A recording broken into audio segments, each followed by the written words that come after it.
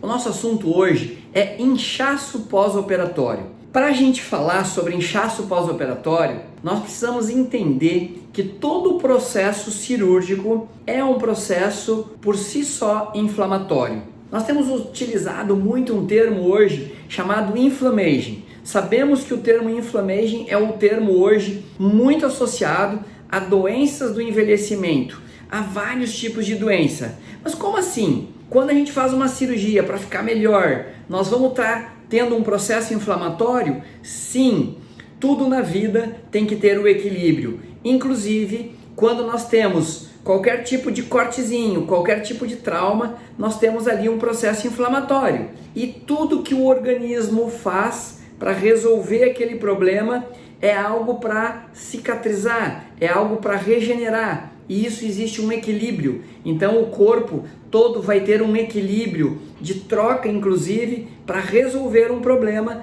Então todo pós-operatório nós temos sim um processo inflamatório, mas esse processo inflamatório ele é agudo para que a gente tenha uma regeneração celular e para que depois isso tudo possa estar de novo organizado conforme o que a gente tiver de substrato. Por isso, durante esse processo, que é um processo inflamatório agudo, nós vamos ter um inchaço. Muitas vezes o paciente ele não tem inchaço só na área operada. Ele pode ter um inchaço que ele vai aparecer no rosto, nas mãos, fica difícil de tirar a aliança. Ele pode ter um inchaço nos pés e ele pode ter um inchaço pelo corpo inteiro. Isso vai depender do tamanho da cirurgia que ele fizer e também do tipo de metabolismo desse paciente. Para você então que já operou ou para você que quer operar, isso aqui não é uma espécie de dica, isso aqui é uma espécie de entender como é que é o seu metabolismo. Se você é uma paciente que tem eventualmente um problema de tireoide, uma dificuldade no metabolismo, um metabolismo já diminuído, se você é uma paciente que é hipertensa, se você é uma paciente que é diabética, se você é uma paciente que tem doença autoimune, muito provavelmente todos os seus processos metabólicos eles já vão ser um pouquinho diferentes e um pouquinho alterados, no sentido de que você vai ter uma dificuldade maior de metabolização e um processo inflamatório que vai ser mais demorado para debelar, para equilibrar. Existe no nosso processo então de detoxificação e desinchar natural algumas coisas que são muitíssimo importantes. É o nosso processo alimentar, a nossa alimentação.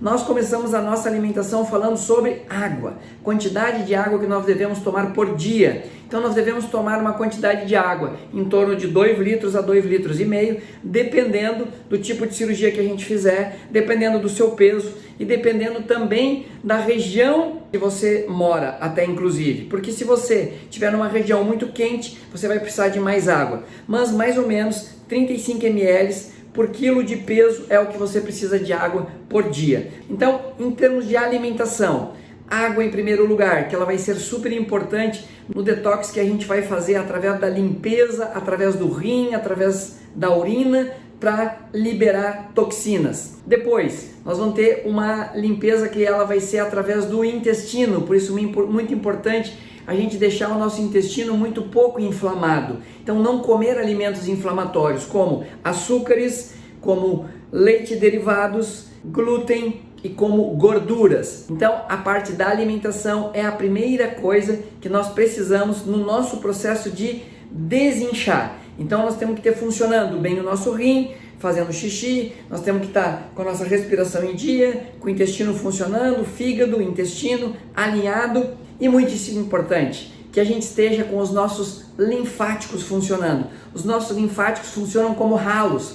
Vai para o nosso linfático uma sujeirinha, um restinho de lixo. E é muito importante a drenagem pós-operatória. Cada cirurgião vai ter uma indicação para sua fisioterapeuta de quando iniciar a drenagem, para que tipo de cirurgia. Porque a gente vai desobstruir principais redes linfáticas e isso vai fazer que, como se fosse através de um ralo, que a gente fosse desintoxicando. O que seria terceiro ponto?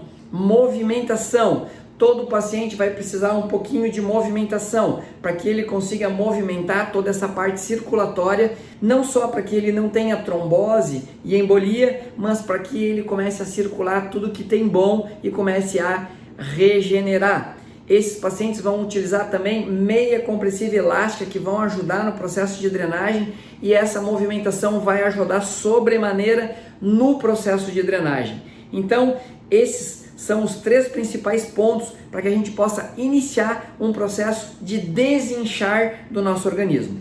Que vocês tenham uma abençoada noite, que vocês tenham uma abençoada semana e que nós possamos nos ver aqui, sinceramente, na próxima semana e cada vez mais com a nossa saúde, com a nossa energia, com a nossa vitalidade e com a nossa conexão com isso que é tão importante, que é com a gente mesmo, com Deus e com o todo.